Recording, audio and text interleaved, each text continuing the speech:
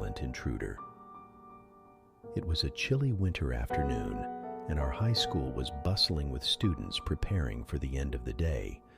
I was in the middle of a chemistry class when the intercom crackled to life, and the principal's voice echoed through the school. "Attention, students and staff. This is a lockdown drill. Please proceed to secure locations immediately." Confused murmurs filled the classroom as we followed protocol, locking the doors and huddling in the corner away from the windows. Our teacher assured us it was just a drill and to remain quiet until further notice. Minutes passed in tense silence until a loud banging noise echoed from the hallway. We exchanged nervous glances, our hearts racing with fear. The banging grew louder, followed by the sound of heavy footsteps approaching our classroom door.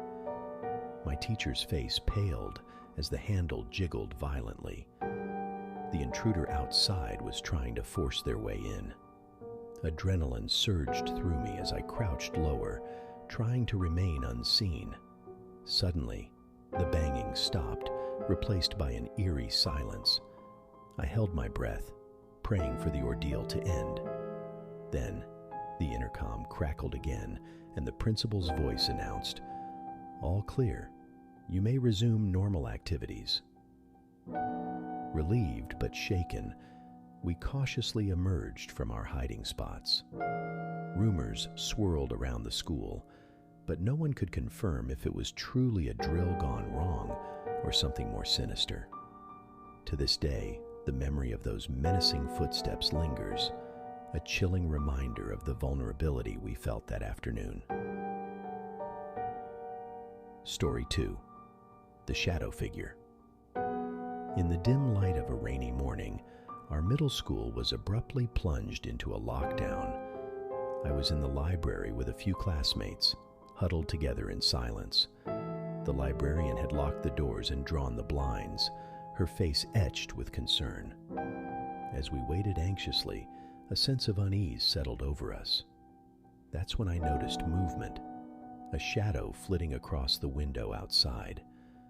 At first, I dismissed it as a trick of the light, but then I saw it again, a dark figure pacing just beyond the glass.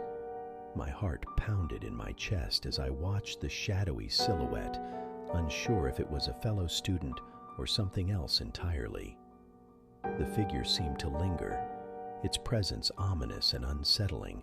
Whispers circulated among us, speculating about the nature of the lockdown and the mysterious figure outside.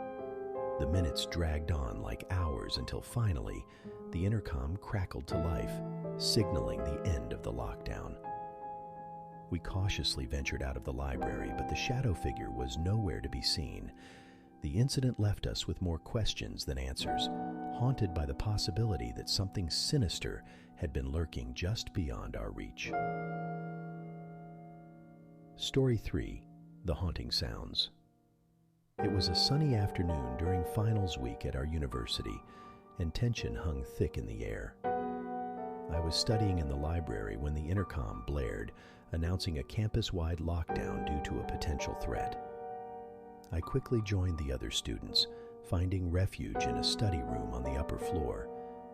We sat in tense silence, our eyes glued to the door. Outside, the campus fell eerily quiet. As we waited, a strange sound filled the room, a soft, haunting melody. It sounded like a music box playing a melancholic tune. I exchanged puzzled looks with my classmates, none of us daring to speak. The music grew louder, echoing through the corridors. It was accompanied by a faint laughter, a childlike giggle that sent shivers down our spines. Panic gripped us as we realized there was no logical explanation for the unsettling sounds. Just as suddenly as it had begun, the music faded away. Moments later, the intercom crackled, signaling the end of the lockdown. We cautiously emerged from the study room, but the mysterious music remained etched in our minds. To this day, I can't shake the feeling that something otherworldly visited our campus that afternoon, a chilling reminder of the unexplained and the inexplicable fear that comes with being locked in with the unknown.